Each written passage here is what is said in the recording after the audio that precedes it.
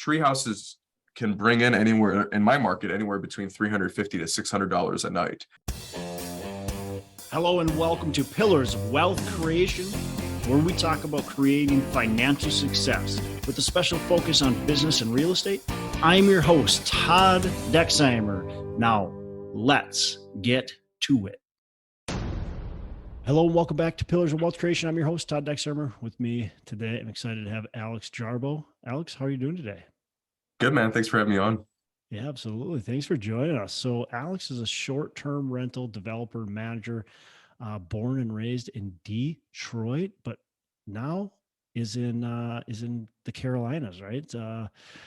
Military guy, served in the Marine Corps for 4.5 years, stationed in Washington, D.C., part of the Marine Corps Honor Guard. So thank you for your service, Alex. That's really cool. My oldest brother, is a former Marine as well.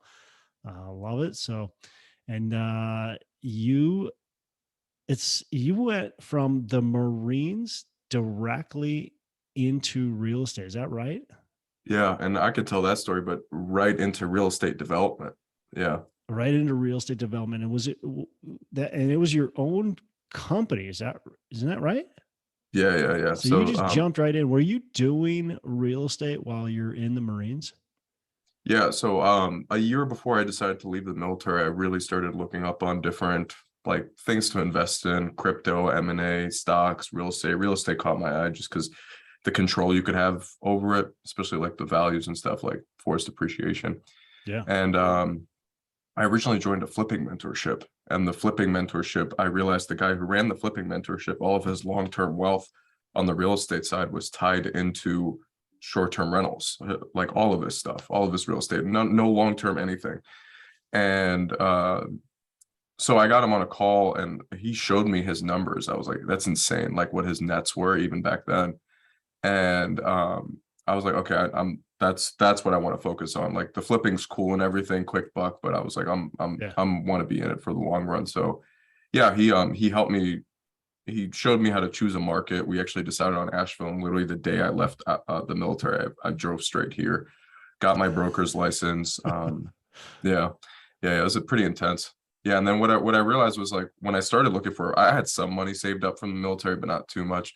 And what I realized with trying to purchase my own property was everything was either way out of my price range at that time, or anything that was in my price range wouldn't have done well as a short-term rental. Maybe as a long-term rental where you could put a long-term tenant in there, but there was nothing unique about the property. So yeah, my very first real estate investment was a ground-up development that I did myself with the GC.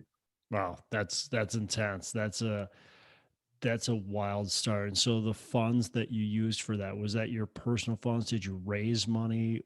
How did that come about? Yeah, my very first one, I had some money saved up. It was like maybe 10 or 12,000 that I used. Yeah. I used a second home loan, essentially, a second home construction loan, which at that time was like 10% down. You can get away with 10%. They don't do that anymore, but yeah, one turned into two really quickly, two turned into four, and then I brought on some investor capital, and just like today alone, we're developing $10 million worth right now. Oh, cool. So are these standalone? So when you say $10 million, explain that to me. Is that like one apartment type building? Because we're talking short-term rentals. So is it one apartment? Is it a dozen cabins? Like what does that look like? Yeah, I love that question. So yeah, they're all separate permanent foundation stick built houses. You can do the tiny house. They're all houses. Yeah. Okay. We do have plans next year on dipping our toes into doing like a boutique hotel, maybe of 12 units or something, because those are becoming really popular. But yeah, they're all permanent foundation stick built houses.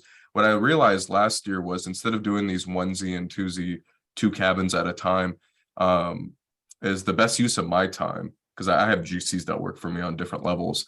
The best use of my time, there was no difference between me looking at a 1 acre parcel and me looking at a 20 acre parcel. It was the same amount of time. So all of our cabins are like cluster developments now of 6 to 12 cabins, and there's some sort of theme with them. So it's either A-frames, log cabins, chalets, cottages, barn style type, like modern barn houses as well. But yeah, they're all separate properties, but we're looking into getting the boutique hotels as well. So are all these mostly in kind of that Asheville area? Yeah, in Because Western North Carolina. Yeah. yeah, and for those who don't know Asheville really well, I mean it's basically right at the Smokies, right? And it's Yeah. beautiful hills or mountains, I guess. Yeah. Yeah. So yeah, really cool area. We were actually there a couple of years ago. I went and hiked Bradley Falls. Have you ever hiked Bradley Uh-uh. Falls? No, so many, there's hundreds of waterfalls here. Yeah. Yeah, it was cool. It was we hiked Bradley Falls and it was all shut down. They had like do not enter signs everywhere. Of course, we entered Right. and checked it out. We're able to get to the big falls. It was really cool. But Yeah, and I mean, beautiful we can area. talk about this too, but like what I love about mountain markets, they tend to be a little bit less seasonal. Like Mm. people, there's nothing more iconic than a log cabin with a hot tub in the winter, right? Oh yeah. So within the mountains. So that's why I like I'm not stuck on just Western North Carolina, but if I can find these like pockets of mountains throughout the whole country, that's how I have like my goal of doing 650 cabins in the next 3 years. That's probably how I'm gonna do it. It's just through mountain communities. Are the is the strategy then to buy it? Because so are you buying in Asheville itself, or are you trying to develop kind of in smaller, more rural areas? Yeah, yeah. What's the strategy?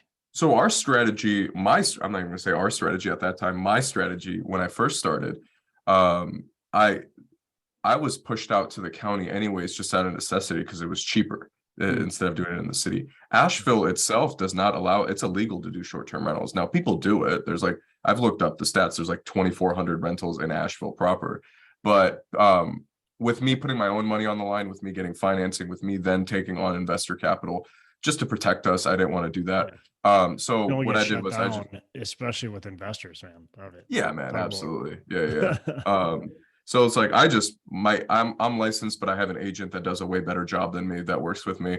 We just pulled up the Asheville map on the MLS and just purchased properties on the outskirts, literally a minute away from the line, essentially. So all of our properties are within 15 to 25 minutes of downtown.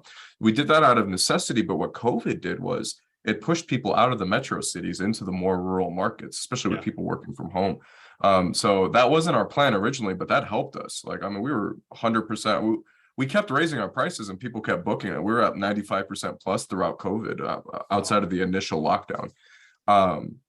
But yeah, we're in more. All of our properties are in the county. Well, COVID settled down, right, and potentially we're heading into a recession. Who knows? But right now, COVID settled down, and what are you seeing? Are you still seeing good rental rates? Are you still seeing high occupancy? What are you seeing out there? Yeah, so the way we invest, man, and this is what I talk about in the Bigger Pockets blog on my YouTube channel, is like I'm all about unique properties. I call them Instagrammable properties. So, like I said, the A-frames, the log cabins, tree houses, chalets, and cottages, properties that the property itself is as an experience in itself outside of the city that the guest is visiting. So not just some ordinary just house that you maybe make. No, like our saying is like stop building boring buildings. So it's like Yeah. that the Instagrammable property, like a property that's you would be proud of putting on your social media, that really helps with. And Hmm. I hate to like say it like that because it's not quantifiable. And then when I talk to like a numbers guy or someone who's just in the numbers, it's hard to be like, okay, these properties do better because they're unique. But it's true, especially with like we have some influencers that come through our properties and market our properties on their social media. They're not going to be looking at like a boring building or a Yeah. boring property. They want something unique. So does So location matter just as much as building, or does building matter? yeah, What you want to matters more? start with your market first. So Yeah. what I like to say and what I like to tell some of the people that I work with who are doing this, what I'm helping them with is you want to think of, I always write any real estate book you read, it says start in your backyard. And that might not necessarily mean like right in your backyard, but start in your general market. And if you live in a busy metro area, what I always recommend doing is think of a town or a city that people like to vacation to, that in your area that people like to take an extended weekend vacation to. So that market might be anywhere between an hour to 4 hours away. I recommend sticking that hour to 2 hours if you're just starting, because you're going to be driving up there a lot. The two extreme examples I like to give is New York City. People drive upstate New York 4 hours sometimes on a weekend. On the other side, you have San Diego. People like to drive to Big Bear Lake 2.5 hours away. So those are the examples I like to give. Is you want to start with market, and that's how you decide on a market. There are these pockets throughout the whole country that people in these busier metro cities like to visit to that aren't necessarily making it on the top whatever travel magazines, but there's a huge population of travel throughout the whole year that people go to. Yeah. Like I said, I like to invest in mountain markets over beach markets, so I like to stick to that. But so you want to choose market first, and then you stack it with the unique property. Gotcha. Yeah. Um, are you looking at, is there any resources that you're looking at to go, hey, because you gotta make sure, even if you're going to choose a mountain market or beach Yeah. market or lake market or whatever it might be, you got to make sure that people are going to actually rent your place, especially if Absolutely. you build it. But no matter what, you got to make sure people are actually going to rent it. So how do you validate that? How do you verify? Yeah. Yeah, people are going to spend X amount, and I should be able to keep it, 75% occupied, and Yep. or whatever it might be. Yeah. So the very first thing you want to do is outside of just the uniqueness, right? I was talking about. So there's two tools I like to use. AirDNA.co, you have to pay for it, but it pulls it's essentially the MLS for short-term rentals. It pulls I don't know how they do it, but it pulls all the data from Airbnb and VRBO, and it'll show you all the properties in your market, what the average daily rate is, what their current occupancy is. It could be skewed a little bit because some people are renting out their second homes and stay in it for half of the year. Sure. AirDNA is a really good website. If you want to not pay for it, a recent tool I started using was data.rabu.com. That's like literally the MLS for short-term rentals, but you have to have an address. So some sort of address, you plug that in, you play with the filters a little bit, and then it'll show you all the properties in your area. What'd you call Those it? are the two main tools I like. Ravu? Rabu. I can Rabu. data.rabbu.com. All right. Well, we can put that in our show notes. Yeah. But that, and then based off of that, you want to figure out what your it's just like, so when I first started, there weren't too many short-term rental resources out there. So I leaned really heavily on multifamily books, and I leaned really heavily on just general hospitality hotel books. Like I would subscribe to like franchising hotel newsletters, whatever, just to see what the language of the business was. So you want to figure out what your break-even occupancy is. We like to stick to a break-even occupancy after debt service of anywhere between 35 to 45%, Wow. roughly. That way, no matter what business you're getting into, man, like you have to think of worst case scenario. I don't care if we were coming out of the best bull market in history. I planned my business as if my properties had a 65% occupancy, and that we stuck with that, and it's helping us as we're going through this correction right now. So data.rabu.com, airdna.co, and figure out your break-even occupancy. I would recommend don't do the projects if it's over 50%. What's usually, do you have like a typical margin on a healthy, stabilized, you build it, it's completely stabilized. And do you have a particular margin between, for your NOI? Yeah, I mean, so that was part of it right there, was the break-even occupancy. Is your say, like we just did one where the break-even occupancy was 42%. And then I underwrite at 65%, 65%. So that's the margin right there, would be that say, I guess 18 to 20%. For our investors, we try to get them like anywhere between a 12 to 16% cash on cash. It's obviously getting compressed a little bit because of higher interest rates, but try to get a 10% cash on cash right now anywhere. Are you able to still continue to build with the interest rates where they're at? Yeah, man, it's just, like I said, we're pivoting towards those unique properties. And I mean, those unique property, not pivoting, but we're like right now we're designing a treehouse community. And those like when we say a treehouse community, it's they're essentially houses on stilts in the mountains marketed as tree houses because you can get financing on that type of stuff. But those unique properties are backed by actual numbers. I know tree houses can bring in anywhere in my market, anywhere between $350 to $600 a night. So we're optimizing floor plans and square footage. We can build at maybe a little bit higher of a square footage number, maybe like 4 to 450 for the square foot for the tree houses, but they're like $500 to $600 or 500 to 600 square foot, but they're bringing in 400 to 600 a night. So that's how we've optimized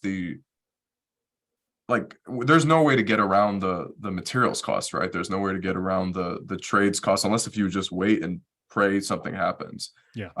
But we're not. I mean, we're pushing forward no matter what market we're in. We've just changed our strategy. So Alex, the biggest concern, maybe not the biggest concern, a big concern Yeah. with short-term rentals is I got to sit there and put it on Airbnb or VRBO, and I got to, clean afterwards, and people are destroying my place. And so, the management, I guess. Yeah. What do you guys do to mitigate the management risk and the management time that goes along with Airbnbs or we short-term rentals? We manage everything in-house. So the first thing is the number one thing is finding a good cleaning company. Well, and I say cleaning company, not cleaning person, because you want to find someone that can grow with you. The cleaning company I use has 100 properties that they manage on a day-to-day basis. So that's going to be number one. The cleaning company can handle your inventory as well. We have inventory lists in all of our properties. They go through it maybe once every couple of weeks. They order everything. We put a 10%. I pay them 10%. So like if they inventory, purchase, are you talking like toilet paper? And... Yeah. Toilet paper, we leave out like mints and candies, toilet paper, paper towels. Sure. If linens are getting torn, paper towels. I trust my cleaning company with the reputation that they have here to just charge my credit card directly for any of those. And that's built into our budgets anyways, like an inventory cost, a monthly inventory cost. So your cleaning company is going to be number one. Also, we don't have a boots on the ground COO or manager or anything, because they're the ones their people are going through the property at least twice a week, turning it. So they're going to see if someone punched a hole through the wall, and then they're going to send my virtual assistant, which I'll get to in a second, a picture, and then that's sent directly over to VRBO or Airbnb. So that's number one. So cleaning company is going to be the most important thing. How often does something like that happen? Yeah. Hole in the wall, or big some rare damage? I think we've hosted maybe 1,000 people so far this year, and I think we've done maybe 2 or 3 incidences. But the issue, and I always preface that, because those are the stories that you hear about on the news, right? Like you hear the horror stories over. It could have been hosted 200 people through that property in the year, 150, but you always hear about the bad ones. So yeah. Whenever I say horror stories like that, I always like to preface it as like, those are the anomalies. It's the same thing with long-term rentals. Crazy stuff happens in hotels every single day. So yeah. It's the same thing. So cleaning companies, number one. Number two, when you start growing a little bit bigger, I would say, honestly, even after 4 or 5 properties, we have even with our properties being newer, we have like a maintenance person that's on retainer, and then we pay them hourly. So a monthly retainer of like $400 or $500, and then we pay them hourly for anything that needs to get done. Nice. And then landscapers, just really simple. And there's one other big piece. Oh yeah, messaging. So messaging, 70 to 80% of our messaging is automated through a service we use called Hospitable. Anyone can look it up, just Hospitable Short-Term Rentals. It's a property management software. It costs $20 per property per month. Nothing crazy. It could also automate your reviews. So like, as long as the guest did a really good job, as long as there was no problem with the guest, which 95% of the time there's not a problem with the guest, you can preload like 5-star review messages that the system automatically pulls and just reviews the guest for you. That doesn't sound like a lot, but Airbnb ranks your property higher if you review the guest. So 1-2 properties might not sound like a lot, but like reviewing that many guests can get pretty tedious. So messaging is automated. We have e-locks in all of our properties. So we use a company called Remote Lock that takes the last 4 digits of the guest who books phone number and turns it into the code for the property. And then that code is scrapped immediately once the guest checks out. So locks are automated there. And then we just started using virtual assistants out of the Philippines that we actually get. We find them in the same, we use Upwork, but that's where Airbnb uses, that's what Airbnb uses to find their support agents. So all the virtual assistant that we used to work for Airbnb. So they're already familiar with the platforms. And then their language has to be pretty good there's some sort of accent there, but it's not too crazy. Just in case some some people like to call. Yeah. Barely happens, but people like to call over texting. And then I guess the last piece would be our digital guidebook on us. So we use a digital guidebook. And what that is just a link. You can create the guidebook online. It's a link that you just plug into your automated messaging, and you can essentially plan your guest's trip for them. Like in terms of, hey, here's our 4 or 5 days. If you like, Asheville's known for like breweries, hiking, blah, blah, blah. Here's a hiking day. Here's a restaurant day. Here's a brewery day. Here's like an attraction day. You can mix and match. I like to look at us as like a travel agent almost for free. You just do that once and you forget about it. But that's all the pieces there. You have cleaning crew, messaging, guidebook, locks, and then maintenance person. And then I'm pretty much disconnected from the management side. That's cool. That's cool. Yeah. Well, there's no other way to scale. If you're going to scale and do what you're planning on doing, I know your goal is developing 650 cabins. Yeah. But so, man, I mean, that's a lofty goal. And Yeah, I sat down last year, man, and I was like, the best use of my time for my business is content creation. So doing podcasts like this, my YouTube channel, my blog posts on Bigger Pockets, and then and just identifying properties. Love it. Yeah. You got to know what you really want to be doing with your time. Okay, couple last questions. First of all, Yeah, man.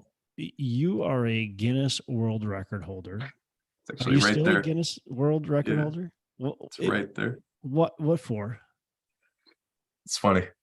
I got so it's fun. I've done some interviews that's the first. I'll be like blah blah blah, go straight to the podcast, the bio, and then that's the first question that gets asked, which is hilarious. So I did magic. I was a magician, and I still am for the last like 15 years or so. It's evolved from doing like magic shows as I was a kid to the Marine Corps. I would do it while we'd just be waiting for stuff to happen. I would have like cards or coins on me, and then it's turned into a networking thing. Like we just did the ClickFunnels event last week. And there were a couple after parties that I was at that I was just like doing magic tricks to people. So when it came to the Guinness World Record, I wanted something that was either tied to coins or cards, and it's the furthest distance to roll a coin, which is the dumbest thing ever. But I went on their website. I was like, what's the easiest thing? It still took like 6 months, and I'm sure it takes longer now. But I was like, what's the easiest thing I can knock out? And I just got like a $50. I had a friend that owned a gym, and he had like a long stretch of like concrete, and I just like we had a couple cameras, couple witnesses, quote unquote, just whipped that thing. 6 months later, they sent me one of those things. That's hilarious. So you're Yeah. the longest coin roller. Yeah, it's the dumbest thing ever. But it's tied to You're coins. famous. So yeah. Love it. Well, cool. Alex, I got a couple last questions before we'll wrap. So first of all, what's a favorite book that you can recommend to our listeners? Business, real estate, whatever it might be. Yeah. I'm gonna say when I first started in this journey, man, like 6-7 years ago, I really wanted to understand just the way our money system works, right? So outside of real estate, everything. My favorite book is The Creature from Jekyll Island, man. It can be looked at as a conspiracy book, but there's like 120 pages of references at the very end. Any person who I've studied at like the highest levels has always recommended that book. And everything that played out with COVID, with our economy and our money system and how we printed money, played out exactly the way that book said it would. So that I recommend that book to anyone. It's a big boy. It's like 600-700 pages, but that's like the goggles that like you start seeing things a little bit differently. Cool. Love it. Yeah. What's a hobby, or not hobby, sorry. What's a habit that you do every day, or, but what's just a habit? I can't live without habit. Yeah, I practice the Miracle Morning by Hal Elrod every morning. I've got it down to about 20 minutes. I've adapted a lot of different things that I've just found. So like I do Wim Hof breathing techniques, which is what I did in the like what we used to do that in the military anyways. It was just called something different. And then I use the 5-minute journal for like just my writing stuff. Like it's actually right there, right behind me in the morning. Between the Wim Hof and that, and just working out, I'm a runner. So like just running, disconnecting in the morning, and just some of my best ideas have come in at that time when I was running. Yeah, love it. Yeah, that's awesome. All right, last question before we wrap up, Alex. What are your 3 pillars of wealth creation?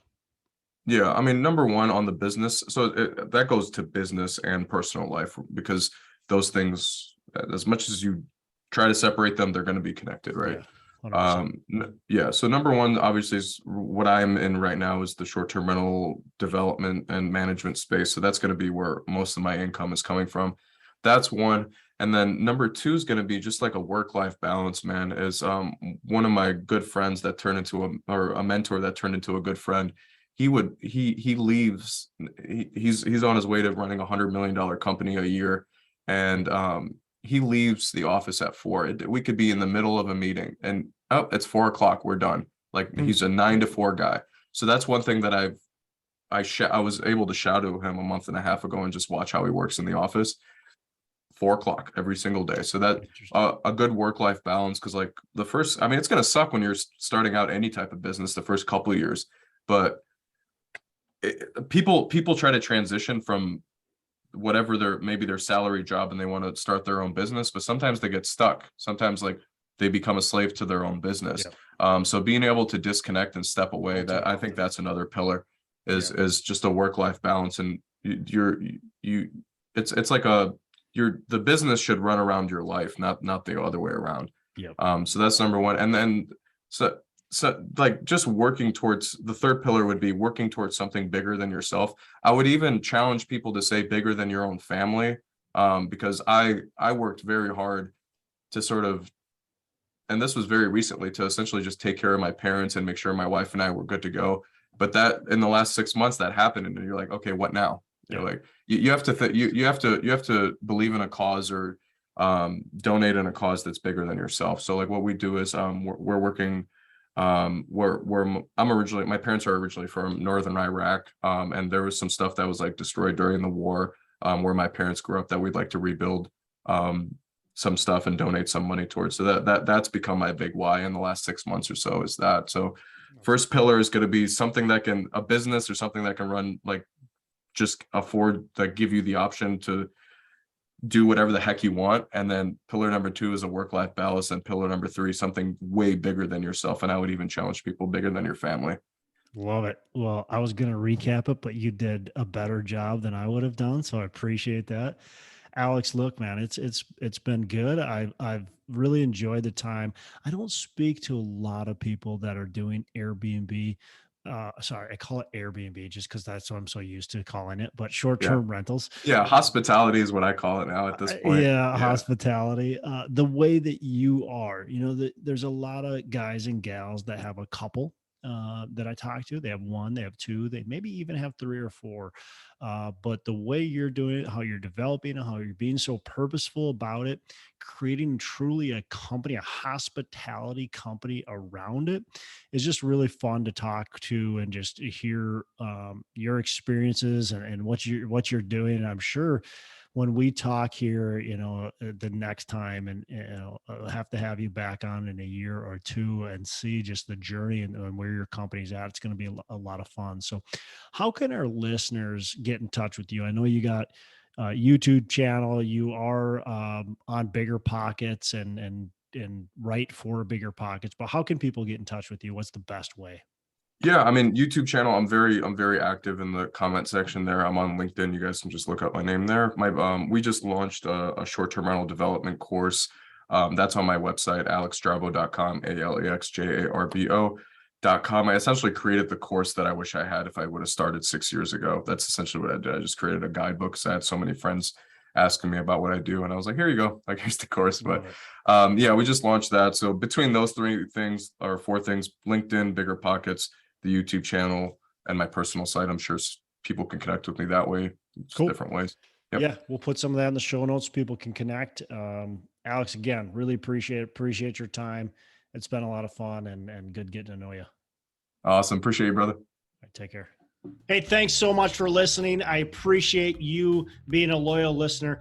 I would love to have you go on to our Facebook page and subscribe, give us a thumbs up, go on to iTunes or wherever you listen and give us a rating and review. Don't forget to subscribe. But your rating and review just helps us push this out to more and more people and continue to grow our audience and hopefully positively affect a ton of people out there that really need this and want this. So the other thing I've got for you is a free ebook on my website. So go on to venturedproperties.com, and download our free ebook on real estate and on syndication. And I've got some data points in there, some really good stuff for you. So I'd love to have you take a look at that. It's free. I'm not expecting anything from it.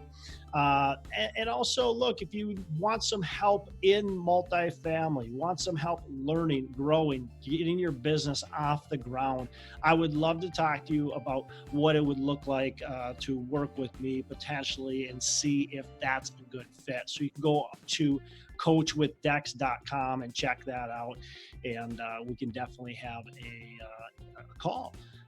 Thanks a lot for listening. You make it a fantastic rest of the day. I'll catch you on the next episode.